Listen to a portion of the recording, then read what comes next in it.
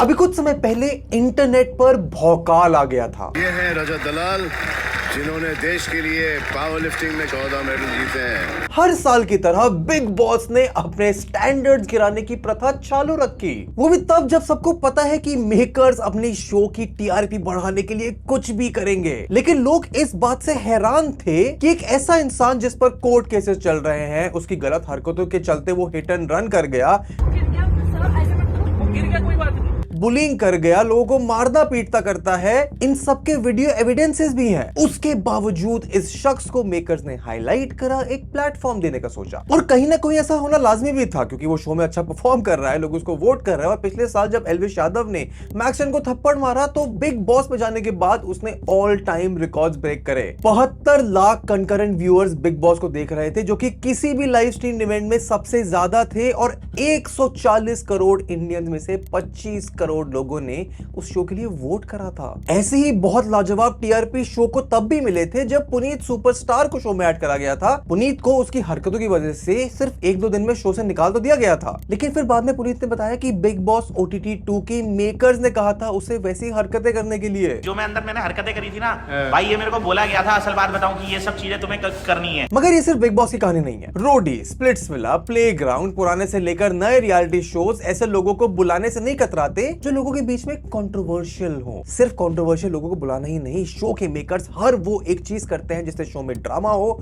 और नए से नए लोग ज्यादा से ज्यादा तादाद में इनका शो देखें। लोगों की सौंप गरीबी वाली स्टोरीज दिखाना, तुम्हारी वॉयरिस्टिक टेंडेंसीज को केटर करना, हर एक गिल्टी प्लेजर रियलिटी के नाम पर तुम्हें दिखाया जाता है। ये शोज किसी भी हद तक गिर सकते हैं अपनी टीआरपी बढ़ाने के लिए। जैसे 2010 में राखी सावंत पर केस फाइल करा गया था, क्योंकि अपने शो राखी का इंसाफ पर उन्होंने एक आदमी को नामर्द बोल दिया था। वो उस एक स्टेटमेंट से इतना परेशान हुआ कि उसने खाना छोड़ दिया और इवेंचुअली उस स्टेटमेंट की वजह से हुए डिप्रेशन के कारण उसकी डेथ हो गई। Dance India dance, Indian idol, Saregamapa जैसे टैलेंट हंट बेस्ड डांस और सिंगिंग रियलिटी शोज के बारे में बहुत सारे खुलासे खुद उनके रहे पार्टिसिपेंट्स और जजेस जैसे सोनू निगम और सुनिधि चौहान ने खुद करे हैं। What you hear on TV is all doctored, it's all corrected. तो सारेगामापा में उन लोगों ने एक तकनीक निकाली कि हम भी 3-4 जजेस रखेंगे, लेकिन हम चारों को लड़वाएंगे। This was to counter the popularity of Indian Idol. Mini Mathur, जो इंडियन आइडल की 6 सीजन तक होस्ट रह चुकी हैं, उन्होंने भी शो इसलिए छोड़ा क्योंकि वो कंटेस्टेंट से अटैच हो जाती थी, लेकिन शो में रियलिटी कुछ नहीं बची थी और इंडिया के रियलिटी शोज कम पड़ रहे थे, तो उन्होंने बाहर से हर सक्सेसफुल रियलिटी टीवी शो का एक इंडियन वर्जन भी लॉन्च करा। झलक दिखला जा, KBC, खतरों के खिलाड़ी, महा एक्सचेंज, सच का सामना, राखी का स्वयंवर, राहुल का सनवर, 10 का दम। मगर एक समय सच में ऐसा था जब ये लोग डिजर्विंग कंटेस्टेंट्स को एक प्लेटफॉर्म दिया करते थे। तब ऐसे ड्रामा नहीं क्रिएट करे जाते थे जो लोग बेसिक एटिकेट्स भूल जाए टीआरपी के लिए। एंड आज इस वीडियो को जब तुम खत्म करोगे तो तुम्हें इंडिया के रियलिटी टीवी के बारे में एक ऐसा पर्सपेक्टिव मिलेगा जो शायद तुमने कभी ना सोचा हो, क्योंकि 1972 और फिर 1990s में शुरुआत हुई रियलिटी टीवी का दौर आज जो है उससे बहुत अलग था। कैसे इन शोज का मतलब सिर्फ तुम्हें रियलिटी दिखाने के बजाय, तुम्हें थोड़े एंटरटेनमेंट देने के बजाय एक बहुत बड़े चक्रव्यूह में पड़ गया जो तुम्हारे को मजबूर करता है, मैनिपुलेट करता है ताकि तुम इन शोज में इन्वेस्टेड रहो। और क्यों इतनी पॉपुलैरिटी कंट्रोवर्सीज के बाद अब इन शोज को भुला दिया जा रहा है, क्यों लोग बिग बॉस जैसे शोज को कम देख रहे हैं, दुनिया में पॉपुलर गॉट टैलेंट के बजाय लोग यूट्यूब पर समय रैना का इंडियाज गॉट लेटेंट देख रहे हैं, एंड कैसे रियलिटी टीवी अपनी ही बढ़ती एम्बिशंस और अपनी करीब हुई बहुत बड़ी बड़ी गलतियां at the expense of audience के कारण आज समाप्त होने की कगार पर है। ऐसी वीडियोस हम तुम्हारे लिए हर हफ्ते लेके आते हैं। हमारा एफर्ट अप्रिशिएट करते हो तो वीडियो को लाइक करो, चैनल को सब्सक्राइब करो, एंड आओ तुम्हें समझाते हैं कि इंडिया में रियलिटी टीवी इतना पॉपुलर कब, क्यों और कैसे हो गया। आज तुम इस बात को जानते हो कि इंडिया में popular reality TV shows generally बाहर के रियलिटी शोज के एक इंडियनाइज्ड वर्जन्स हैं। बिग बॉस, बिग ब्रदर का इंडियन वर्जन, कौन बनेगा करोड़पति, इंडियन आइडल इंडियनाइज्ड वर्जन्स हैं बाहर के सक्सेसफुल फॉर्मेट्स के। और बहुत सारे ऐसे शोज हैं जो मुझे पता है तुम कमेंट्स में ऑलरेडी डाल चुके होंगे, लेकिन जहां इन रियलिटी शोज की शुरुआत कुछ 2000s में हुई थी, रियलिटी टीवी की शुरुआत इंडिया में 1972 में हो गई थी। 1972 में स्कूल्स में बॉर्नवीटा की तरफ से एक क्विज कंपटीशन ऑर्गेनाइज करा गया। उस समय एक्टर हामी सयानी इन कॉन्टेस्ट को होस्ट करते थे और कुछ डेवलपमेंट होने के बाद, एक लेवल अचीव करने के बाद बॉर्नवीटा का ये क्विज शो एक रेडियो शो बन गया। Cadbury's present the Bournvita Quiz Contest. और ये क्विज कॉन्टेस्ट लोगों के लिए इंटरेस्टिंग भी था क्योंकि उन्हें एक नए तरीके के टॉपिक से इंट्रोड्यूस करता था, उनकी खुद की नॉलेज टेस्ट करता था और लोग उसमें इन्वेस्टेड रहते थे। अनफॉर्चुनेटली 1975 में हामिद की अनटाइमली डेथ हो गई और फिर शो को उनके भाई अमीन सैनी ने 8 साल तक होस्ट करा। इस शो के क्वेश्चंस हर तरीके के टॉपिक्स जैसे पॉलिटिक्स, हिस्ट्री, ज्योग्राफी, लिटरेचर से रिलेटेड पूछे जाते थे। और जब इंडिया में टेलीविजन पॉपुलर होना शुरू हुआ तो ऐसे और कॉन्टेस्ट और क्विज और रियलिटी शोज में तब्दील होने शुरू हो गए। Good evening, everybody. Once again, it's quiz time. लेकिन बॉर्नवीटा क्विज कॉन्टेस्ट का वो वर्जन जो सबसे ज्यादा रिकॉग्नाइज्ड है वो शुरू हुआ था 1992 में, जब शो को डेरेक ओब्रायन ने होस्ट करा था। अब एक रियलिटी टीवी शो के होस्ट के मामले में डेरेक का एक कैरिज्मेटिक क्विजिंग स्टाइल था, शो में एक कैची ट्विन थी, आमिर खान, किरण बेदी जैसे सेलिब्रिटी गेस्ट और मिडिल स्कूल स्टूडेंट्स कुछ टफ जवाब देते हुए अच्छे कॉम्बिनेशन बन गए थे इस शो को पॉपुलर करने में। लोगों द्वारा ये माना जाता था कि ये शोज तो एक बहुत अच्छा प्लेटफॉर्म है, बच्चों को एनकरेज करते हैं, इंडिया के टॉप स्कूल्स के लिए एज एडवर्टाइजमेंट्स एक्ट करते हैं और एक बहुत लाजवाब ब्रांडिंग एक्सरसाइज भी है। अब इंडिया में इस समय टीवी बहुत नया था तो ऐसे शोज लोगों के लिए संडे मॉर्निंग रिचुअल बन गए। इसके बावजूद कि टेलीविजन को बच्चों के लिए नहीं माना जाता था, लेकिन इस शो को बच्चों के माँ बाप भी देखने से मना नहीं कर पाते थे क्योंकि बच्चों को इससे एजुकेशन मिल रहा है। एंड ये शो अपने आप में बहुत आइकॉनिक रहा, बहुत अच्छा इसलिए परफॉर्म कर पाया क्योंकि अनलाइक स्क्रिप्टेड टेलीविजन जो उस समय टीवी पर पॉपुलर था, ये पहला मौका था जब टीवी देखने वाला इंसान टीवी में हो रही चीजों से सिर्फ इमोशनली कनेक्ट नहीं कर पाया बल्कि फिजिकली मेंटली एंगेज कर पाया, जहां हर सवाल के साथ वो अपने काउच पर, टीवी के सामने, बेड पर बैठे हुए सवाल का जवाब देने के लिए तैयार रहते थे। मगर ये सिर्फ अकेला ऐसा शो नहीं था जो लोगों को एंगेज कर सका। 90s के दौरान ऐसे बहुत सारे रियलिटी शो फॉर्मेट्स निकले जो स्क्रिप्टेड शो से ज्यादा लोगों को पसंद आए। जैसे 1993 में फेमस शो निकला सैनसुई अंताक्षरी। ये शो एक अंताक्षरी गेम पर बेस्ड शो था जिसमें टीम जैसे दीवाने, मस्ताने और परवाने हुआ करती थी और वो अंताक्षरी खेला करते थे। इस शो को अनु कपूर ने लगभग 12 साल तक होस्ट करा और इवन दो शो का फॉर्मेट सिंपल सा था लेकिन फिर भी ये इतना पॉपुलर हो गया कि घर घर में से जाना जाने लगा। लेकिन इस शो के अंदर एंटरटेनमेंट, फैमिली एंगेजमेंट, टीवी के साथ आपका एंटरटेनमेंट जरूर था लेकिन कंपटीशन नहीं था और उसकी कमी पूरी करी 1995 के शो सारेगामापा ने। सारेगामापा इंडिया के पहले ब्लॉकबस्टर रियलिटी शोज में एक था जिसको सोनू निगम होस्ट करा करते थे। इस शो का फॉर्मेट एक कंपटीशन की तरह था जहां सिंगर्स कंपीट करते थे बेस्ट सिंगर के टाइटल के लिए। और सारेगामापा की तरह ही बहुत सारे रियलिटी शोज 90s में फेमस हुए जैसे मेरी आवाज सुनो, सैनसुई के सितारों की तलाश, भारत की शान। उसी समय डांस बेस्ड रियलिटी शोज भी सामने आए। बूगी वूगी इंडिया का पहला डांस बेस्ड रियलिटी शो था जो 1996 में शुरू करा गया था और यहाँ विनर्स को प्राइज मनी भी अवार्ड किया जाता था। और 90s का समय टीवी की बढ़ती पॉपुलैरिटी के साथ साथ एक डॉन था रियलिटी शोज इंडिया में आने के लिए, जहां अलग अलग फॉर्मेट ट्राई करे जा रहे थे, उसमें रियलिटी इंट्रोड्यूस करके व्यूअर्स को एंगेज करा जा रहा था और साथ ही में आम लोगों को कंपटीशन में आके अपने आप को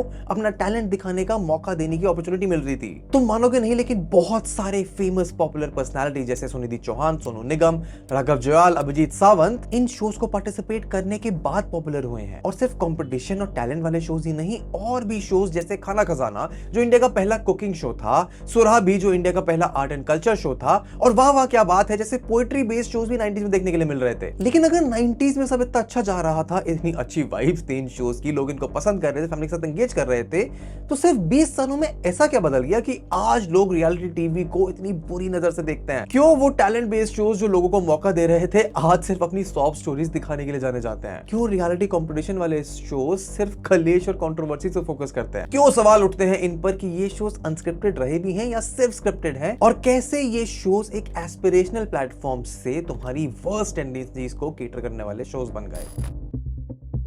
अमिताभ बच्चन को इंडियन टेलीविजन में केबीसी होस्ट करने के लिए जाना जाता है। स्टार्ट करो। वो इस शो के फॉर्मेट में इतने पॉपुलर थे कि एक साल जब शाहरुख खान ने उस शो को होस्ट करा तो वो सीजन ही फ्लॉप हो गया और अमिताभ बच्चन को वापस आना पड़ा। अब इसके पीछे की कहानी तो ये है कि लेट 90s अमिताभ बच्चन के लिए बहुत खराब समय था। इस समय उनकी कंपनी ABCL के फेलियर के बाद अमिताभ बच्चन पर इतना कर्जा हो गया था कि उन्हें अपना घर तक गिरवी रखना पड़ा था। The debts that we had. What was the amount? Close to 90 crores. और उस दौरान टीवी और बॉलीवुड के बीच में टीवी शोज की रेपुटेशन कुछ खास नहीं मानी जाती थी और अगर कोई बॉलीवुड का स्टार टीवी पर देखने को मिल जाता था तो ये मानना था कि उनका करियर खत्म होने वाला है। When television came, everyone said you are reducing yourself from 70mm screen to a 25-inch screen. लेकिन इस बुरे समय में स्टार इंडिया अमिताभ बच्चन पर एक अपॉर्चुनिटी लेकर आया। स्टार इंडिया को इंडियन टेलीविजन स्पेस में एक बड़ा इंपैक्ट क्रिएट करना था और वो करने का तरीका उन्हें मिला ब्रिटेन के show who wants to be a millionaire का इंडियन वर्जन रिलीज करने से। तो उसका इंडियन वर्जन कौन बनेगा करोड़पति अमिताभ बच्चन ने होस्ट करा। शुरुआत में तो उन्होंने ये शो होस्ट करने से मना कर दिया, लेकिन फिर उन्हें यूके ले जाया गया, उन्हें समझाया गया कि शो का इंपैक्ट और स्केल कितना बड़ा है और उनका डिसीजन केबीसी होस्ट करने का एक ऐसा पिवटल पॉइंट था जहां से अमिताभ बच्चन का करियर तो बदला ही पर इंडियन रियलिटी टीवी का पूरा सीन बदल गया। क्योंकि शो मेकर्स को इंडिया में समझ आ गया कि अगर बाहर के सक्सेसफुल रियलिटी शोज को थोड़ा तोड़ मरोड़ कर इंडियन ऑडियंस के लिए प्रेजेंट करा जाए तो सक्सेस गारंटीड है, और अगर उस शो को होस्ट करने के लिए आप कोई बॉलीवुड का बड़ा सितारा ले आओ तो सक्सेस और ज्यादा गारंटीड है। केबीसी जैसे ही और क्विज शोज जैसे सलमान खान का होस्ट करे जाने वाला 10 का दम, शाहरुख खान का क्या 5 विवाह से तेज है, गोविंदा का जीतो छप्पड़ फाड़ कर इंडियन टीवी पर बहुत पॉपुलर हुए। उसके अलावा फैमिली फ्यूड्स का अडैप्टेड वर्जन फैमिली फोर्ट्रेस और डील और नो डील जैसे क्विज शोज 2000 में पॉपुलर होना शुरू हो गए थे। Indian idol, Nach Baliye, dance India dance, India's got talent सब बाहर के शोज के अडैप्टेड वर्जन्स थे। अब एक तरफ तो ये शोज पॉपुलर हो रहे थे, सक्सेस पा रहे थे, लेकिन ये वो नहीं कर पा रहे थे जो उस समय के स्क्रिप्टेड शोज कर रहे थे, क्योंकि इंडियन टेलीविजन की स्क्रीन अर्ली 2000s के बाद से हमेशा एक डेली सोप से भरी हुई मिलती है। इन स्क्रिप्टेड डेली सोप्स की टारगेट ऑडियंस जनरली हाउसवाइफ्स, होम मेकर्स होती थी जो दिन में खाली समय पर इन शोज को देखा करती थी। एंड द फैक्ट कि ये ऑडियंस स्क्रिप्टेड रियलिटी शोज में तो इन्वेस्टेड थी ही,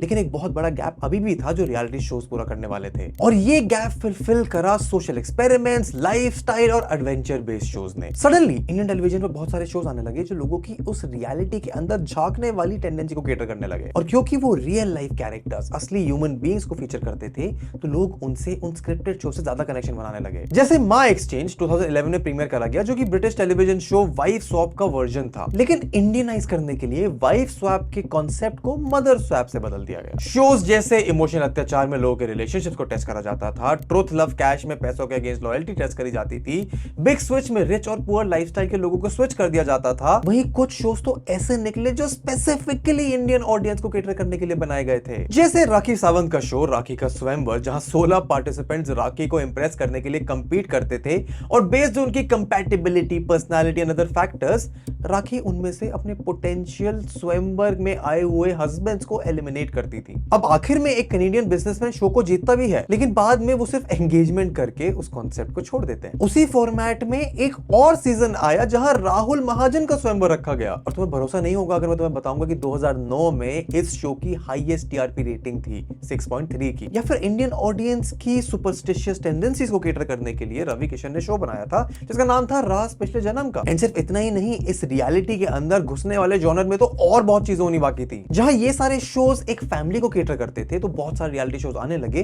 जो सिर्फ यूथ के लिए टारगेटेड थे। जैसे 2003 में रोडीज को पहली बार प्रीमियर करा गया था। इस शो का फॉर्मेट निखिल जे एल्वा ने कंसेप्चुअलाइज करा था यूथ को अपील करते हुए। इस फॉर्मेट में कंटेस्टेंट्स को अक्रॉस इंडिया ट्रैवल करवाया जाता था, जहां टास्क के थ्रू उनकी फिजिकल और मेंटल स्ट्रेस टेस्ट होती थी, जैसे 500 रुपए के बजट में रहना, शहर को क्लीन करना, हिच हाइकिंग करना, बंजी जंपिंग करना। इंडिया के डाइवर्स लैंडस्केप में कंटेस्टेंट्स को इंडिया का अलग अलग कल्चर एक्सपीरियंस करने का मौका मिलता था। शो का पहला सीजन जीता रणविजय सिंह ने, शो का दूसरा सीजन जीता आयुष्मान खुराना ने, लेकिन तीसरा सीजन आते ही इस शो की पूरी काया पलट गई जब शो ने रघु राम और राजीव लक्ष्मण के डायरेक्शन के अंदर एक ड्रामेटिक टर्न ले लिया। जहां पहले ये एक फील गुड शो होता था, इसमें एक सोशल फ्लेवर था, माइल्ड चैलेंजेस थे, उस टोन को पूरा चेंज करके इसे एक लेस इंटेलिजेंट और जीरो टॉलरेंस शो बना दिया गया। तू यहां तक आ गया है? यस। अब यहां से कैसे जाएगा तू देख। एमटीवी इंडिया के जनरल मैनेजर और सीनियर वाइस प्रेसिडेंट आशीष पटेल ने बताया था रोडीज अब प्रोग्राम नहीं बल्कि कल्ट बन चुका है। उन्होंने पहले बताया था कि यूथ एक अनलाइसेंस्ड थ्रिल और हाई एड्रेनालिन पंपिंग ड्रामा की तरफ बढ़ रहे हैं, और रोडीज बाय डिजाइन रेसी और एजी होने के कारण वो डिलीवर भी कर पा रहा है। ऐसे शोज चैनल्स जैसे स्टार प्लस, जिनके पास लार्ज सोप लाइनअप होता था, उनको 15% रेवेन्यू और बाकी चैनल्स के लिए 25 से 40% रेवेन्यू लाकर देते थे। और ऐसे ही यूथ को टारगेट करते हुए बहुत शोज निकाले गए, जैसे स्टंट बेस्ड शो खतरों के खिलाड़ी, फियर फैक्टर का इंडियन अडेप्टेशन था, स्प्लिट्सविला जो एक डेटिंग शो है with a mix of competitive task, love school जहां कपल्स की कंपैटिबिलिटी को टेस्ट करा जाता है, डे टू डे जो एक ब्लाइंड डेटिंग शो है। और ऐसे शोज को बनाने से सिर्फ मेकर्स का फायदा नहीं हुआ, लेकिन इन शो को होस्ट करने वाले एंकर्स की या फिर इन शो में जज करने वाले एक्टर्स की, जिनका शायद रियलिटी शोज के अलावा करियर अच्छा ना चल रहा हो, उनको भी रेलेवेंस का एक मौका मिल गया। अक्सर मलाइका अरोड़ा, किरण खेर जैसे सेलिब्रिटीज एज जजेस इन शोज पर मिलते हैं, चाहे उनके पास कोई जज बनने की क्रेडिबिलिटी हो या नहीं। मगर इन शोज को जिन्हें हम आज ब्रेन रॉट मानते हैं, इतने पॉपुलर होने के पीछे कारण तो यही था कि लोगों का नजरिया इनकी तरफ पहले बिल्कुल अलग था। ऐसा इसलिए क्योंकि ऑडियंसेस को इन शोज में एक उम्मीद दिखती थी। बूगी वूगी या फिर डांस इंडिया डांस जैसे शोज में लोगों को अपना जीवन बदलने का मौका दिखता था। इंडियन आइडल जैसे शोज पूरे देश भर में जाकर ऑडिशंस करते थे, जहां से लोगों को मुंबई जाकर अपने टैलेंट को प्रूव करने का मौका मिलता था। रोडीज के लिए देश भर में यूथ के अंदर एक फैन फॉलोइंग थी कि उन्हें रोडी बनना है। स्प्लिट्सविला जैसे शोज लोगों को अपनी स्मार्ट चार्मिंग पर्सनालिटी शोकेस करने का मौका देते थे। लेकिन फिर कुछ हुआ ऐसा इन रियलिटी शोज की वजह से ही, जो लोगों का ये नजरिया, ये बिलीफ इन रियलिटी शोज पूरा बदल गया।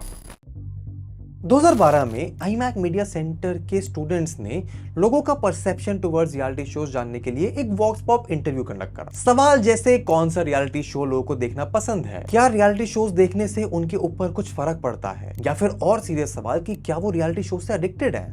I don't watch serials much, but I do watch reality TV. Reality shows की बढ़ती पॉपुलैरिटी की वजह से ऐसे बहुत सारे सर्वेज हुए, जहां ये पता चला कि भले ही लोग रियलिटी टीवी को एक टाइम पास की तरह ट्रीट करते हो, लेकिन अक्सर इन रियलिटी शोज को देखते देखते लोग इनसे एडिक्टेड हो जाते हैं। Journal of contemporary issues in business government के सर्वे के अकॉर्डिंग जो लोग बिग बॉस देखते हैं, उनमें से 85% उस शो को देखने से अपने आप को रोक नहीं पाते, यानी कि वो बिग बॉस से एडिक्टेड हो जाते हैं। 93% लोग सेटिस्फैक्शन फील करते हैं एपिसोड खत्म करने के बाद। 95% लोग इमोशनल कनेक्शन बना लेते हैं बिग बॉस के पार्टिसिपेंट्स से। 84% लोगों को खुद के बिहेवियर में भी चेंजेस महसूस होते हैं ये शोज कंज्यूम करने के बाद, और 60% लोग डिस्टर्ब्ड फील करते हैं इन शो का कंटेंट कंज्यूम करने के बाद। एंड इसके पीछे शो को देखने वाले लोगों की नहीं, शो को बनाने वाले लोगों की गलती है, क्योंकि वो अपने शोज को ऐसे डिजाइन करते हैं जहां शो में पार्टिसिपेट कर रहे कंटेस्टेंट्स को ड्रामा क्रिएट करने की एक मजबूरी महसूस होती है, और लोगों को वो ड्रामा मिल जाता है जिससे वो एडिक्ट हो जाते हैं। जैसे इंडिया में बिग बॉस की शुरुआत साल 2006 में हुई थी। शो का concept Dutch reality based show big brother से उठाया गया था, और इंडिया में भी 2007 के बाद बहुत ज्यादा पॉपुलर हो गया जब शिल्पा शेट्टी बाहर का बिग ब्रदर जीत कर आई थी। शो का कॉन्सेप्ट बहुत सिंपल था। कुछ कंटेस्टेंट्स को, स्ट्रेंजर्स को, सेलिब्रिटीज को घर में कुछ महीनों तक रखा गया, जहां उन्हें टास्क करने पड़ेंगे और हर हफ्ते एक इंसान एलिमिनेट होगा जब तक आखिर में एक विनर नहीं रह जाएगा। मगर जितना सिंपल घर का ये कॉन्सेप्ट लगता है, उस घर के अंदर आने के बाद उसकी असली रियलिटी पता चलती है, क्योंकि शो के फॉर्मेट का और जिस घर में वो रहते हैं उसका डिजाइन ही ऐसे बनाया जाता है जिसकी वजह से घर में रह रहे लोगों के बीच में कलेश होना गारंटीड है। जैसे इस वीडियो में बताया गया है कि कैसे शो के घरों का फ्लोर मैप ऐसा डिजाइन होता है कि सारे कंटेस्टेंट्स एक दूसरे के सामने हर वक्त रहें, जिसकी वजह से लेआउट इंटरैक्शंस को फोर्स करता है। These spaces are almost completely open with no corners. Literally, some of them are chamfered. Nor are there any areas to be able to get away from any of the other contestants. This layout forces interaction. ऐसे design और awareness की हर समय आपको बहुत सारे cameras देख रहे हैं, इसकी वजह से कॉन्फ्लिक्ट की पॉसिबिलिटी बढ़ जाती है, क्योंकि लोगों की प्राइवेसी खत्म हो जाती है। शो का सेट इस तरह से डिजाइन करा जाता है कि लोग इनकैप्सुलेट हो, उनमें डिवीजन हो और फिर डिसरप्शन हो। इवन तो बोला जाता है कि शोज को स्क्रिप्ट नहीं करा जाता, बट उसके टास्क और नैरेटिव्स ऐसे डिजाइन होते हैं कि क्लैशेस हाईलाइट होकर सामने आते ही आते हैं। ईटी टाइम्स को रियलिटी टीवी के क्रिएटिव टीम के एक सोर्स ने बताया कि reality shows are game of tears. Creators होने के नाते वो फाइट को स्क्रिप्ट नहीं कर सकते, लेकिन दो फ्रेंड्स को एक टास्क में रखकर उन दोनों को एक दूसरे के अगेंस्ट जरूर कर सकते हैं। उन्होंने बताया गया कि शो में पार्टिसिपेट करने वाले कंटेस्टेंट्स के ट्रिगर पॉइंट्स को लेकर डीप रिसर्च करी जाती है, ताकि लड़ाई, कॉन्फ्लिक्ट, कलेश की पॉसिबिलिटी बनाई जा सके। जैसे बिग बॉस ओटीटी के सबसे पॉपुलर सीजन में जब एल्विश यादव और फुकरा इंसान ने आपस में अपनी दोस्ती और भाईचारा रखने की बहुत कोशिश करी, लेकिन शो बनाया ही ऐसे गया था कि उनमें डिफरेंस आना लाजमी था। मैं समझता हूँ कि मैं वाइल्ड कार्ड को कभी विनर नहीं मान सकता इस शो का, कभी भी। मगर ये सिर्फ बिग बॉस की कहानी नहीं है। सोनू निगम ने बताया टैलेंट बेस्ड रियलिटी शो जैसे सारेगामापा और इंडियन आइडल एक दूसरे से कंपीट करने के लिए जबरदस्ती जजेस में भी क्लैश करवाते थे। तो सारेगामापा में उन लोगों ने एक तकनीक निकाली कि हम भी 3-4 जजेस रखेंगे, लेकिन हम चारों को लड़वाएंगे। This was to counter the popularity of Indian idol. कुछ सेलेक्टेड पार्टिसिपेंट्स को हाइप अप करने के लिए बोला जाता था, इवन तो उनकी परफॉर्मेंस इतनी अच्छी नहीं होती थी। कैसा उससे गाया? मैं बोला थोड़ा अच्छा नहीं इतना sir, You have to hype the contestant. उन्होंने बताया कि इन शोज के शुरुआती सीजन्स में एक डेकोरम होता था, एक सेंस ऑफ रिस्पेक्ट होता था जजेस और पार्टिसिपेंट्स में.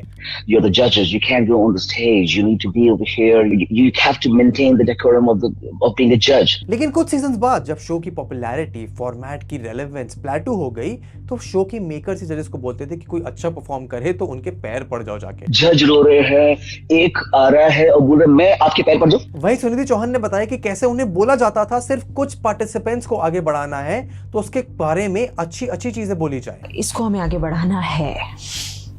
So if you can, say nice things. Sunidhi Chauhan ने तो ये तक बताया कि बहुत सारे रियलिटी शोज की टैलेंट हंट्स डॉक्टर्ड होती हैं और रियलिटी शोज में, टैलेंट बेस्ड रियलिटी शोज में शायद ही कोई रियलिटी रह गई है. Now what you hear on TV is all doctored, it's all corrected. और तुम्हें पता ही है कि बहुत बार इन शोज को पॉपुलर करने के लिए लोगों की सॉफ्ट स्टोरीज का सहारा लिया जाता है. वो क्या ड्रामा कर रहा है, मैं कितना गरीब हूँ, मैं कितना अमीर हूँ, मेरी माँ बीमार है या मेरी टांग टूटी हुई है, मेरी आँख फूटी हुई है या मैं मरने वाला हूँ या मेरे को छोड़ के भाग गई है. ये चीज़ें अलग हैं. तो मेरा ये मानना है कि जब आप टैलेंट को जज करते हैं आपको उस टैलेंट पे ध्यान देना चाहिए बजाय कि उसके बैकग्राउंड पे. जैसे सिद्धार्थ दे जो कि झलक दिखला जा और इंडियन आइडल जैसे शोज को प्रोड्यूस कर चुके हैं, उनको स्क्रिप्ट कर चुके हैं. उनका कहना है कि वो लोग सॉफ्ट स्टोरीज बना नहीं सकते. वो सॉफ्ट स्टोरीज तो रियल होती हैं लेकिन वो उन्हें हाईलाइट जरूर कर सकते हैं और उनके पर्सपेक्टिव से ऐसी स्टोरीज को हाईलाइट भी करना चाहिए क्योंकि वो टीवी देखने वाली जनता के लिए इंस्पायरिंग हो सकती हैं. और ऐसे ही कुछ डांस इंडिया डांस के विनर फैजल ने भी कहा था, मैं जब जीता शो उससे बहुत लोगों की आंखें खुली. लेकिन फिर इंडियन आइडल सीजन 1 के विनर अभिजीत सावंत ने खुद कहा है कि ये सॉफ्ट स्टोरीज लोगों के पर्सनल स्ट्रगल हाईलाइट करने से ज्यादा उनसे टीआरपी लेने के लिए दिखाई जाती है क्योंकि लोगों का ध्यान लोगों के टैलेंट, परफॉर्मेंस, उनकी एक्सपर्टीज, मेहनत से हटकर उनकी सॉफ्ट स्टोरीज पर चला जाता है जिसके लिए शो बना ही नहीं है. एंड ये कहानी सिर्फ टैलेंट बेस्ड शोज की नहीं, शार्क टैंक इंडिया जैसे शोज जो खुद शार्क टैंक का एक इंडियन वर्जन है, ऐसे शोज में भी तुम्हें अब देखने के लिए मिलने लगी है. और लोगों को इन शो में इन्वेस्ट करने के लिए बहुत तरीके के पैतरे यूज करे जाते हैं. जैसे अक्सर इन शोज के ऑडिशन में लोगों की बड़ी लाइंस दिखाई जाती हैं ये दिखाते हुए कि कितने सारे पार्टिसिपेंट्स आते हैं लेकिन इन पार्टिसिपेंट्स का भी ऑडिशन एक्सपीरियंस अच्छा नहीं रहता. टीआरपी के लिए तो ये क्राउड तो बुला लेते हैं but then they are not able to manage it. काफी बार ऑडिशंस के बाद आगे बढ़ने के लिए पार्टिसिपेंट्स से ही फीस मांगी जाती है. एंड इस फॉर्मेट में दिक्कत तो तब और ज्यादा होती है कि इस पॉपुलैरिटी को चेस करने के लिए माँ बाप अपने छोटे छोटे बच्चों को भी इन शोज के अंदर लाना शुरू कर देते हैं. छोटे बच्चे जो ऑडिशन में सिलेक्ट हो जाते हैं और शो में आगे बढ़ते हैं उनके लिए रूटीन डांस प्रैक्टिसेस मुश्किल होती चली जाती हैं. काफी बार उन्हें स्कूल छोड़कर घंटों सेट पर मेहनत करनी पड़ती है. I have been for 10 years saying कि where are the rules that protect children? और चाइल्ड एक्टर्स और परफॉर्मर्स की दशा जानने के लिए तो हमारी ऑलरेडी बनाई हुई ये वीडियो देख सकते हो. एंड अगर कोई शोज को जीत भी जाए तो भी उनकी दशा अच्छी नहीं रहती. जैसे केबीसी 5 के विनर रहे सुशील कुमार ने बताया था कि ये शोज ड्रीम्स बेचते हैं लेकिन ये रियलाइज नहीं करते कि उन्हें दिखाई एडिटेड कहानी कैसे लोगों पर बुरा असर डाल सकती है, इतना कि उनकी पूरी पर्सनैलिटी ही चेंज हो जाए. एंड इतने बुरे मायाजाल के बीच में थैंकफुली कुछ ऐसे रियलिटी शोज भी रहे हैं जिनका इंपैक्ट बहुत अच्छा और पॉजिटिव है. जैसे सत्यमेव जयते जिसको आमिर खान होस्ट करते थे, वो एक पॉजिटिव सोशल इंपैक्ट क्रिएट करता था सोसाइटी पर उन डिस्कशंस को करते हुए जो कल्चरली इंपॉर्टेंट होती हैं. वहीं शोज जैसे Nachle Ve with Saroj Khan aspiring dancers को बहुत आसान तरह से डांस सिखाया करता था जब लोगों के पास कहीं और सीखने के साधन नहीं होते थे. मैं इन शोज की बात इसलिए कर सकता हूं क्योंकि मैंने देखे हैं, तो तुम भी मुझे कमेंट से बताना कि अगर ऐसा कोई रियलिटी शो जो तुम्हारे पर पॉजिटिव इंपैक्ट डाला हो. लेकिन जहां ये शोज पहले अपने इमोशनल टर्मोइल, वॉयरिज्म, बनाई गई डॉक्टर्ड ऑडिशंस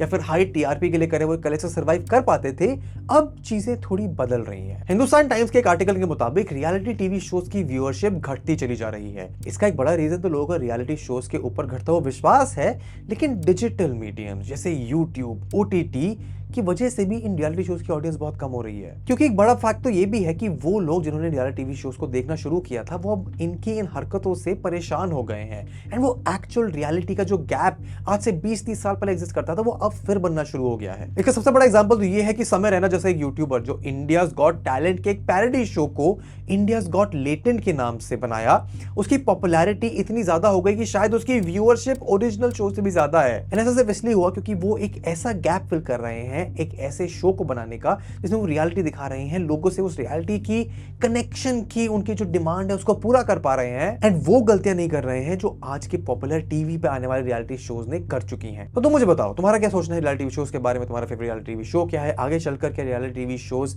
पॉपुलर रहेंगे या नहीं? एंड तुम यहां तक आ गए हो तो यूट्यूब एल्गोरिथम कहता है कि तुम्हें ये वीडियो और पसंद आएगी. इनफैक्ट यहां पर पूरी एक प्लेलिस्ट ऐसी और डीप डाइव्स की, तो इन्हें जाकर चेकआउट करो, वीडियो को लाइक करो, चैनल को सब्सक्राइब करो. I will see you in the next one. Good bye.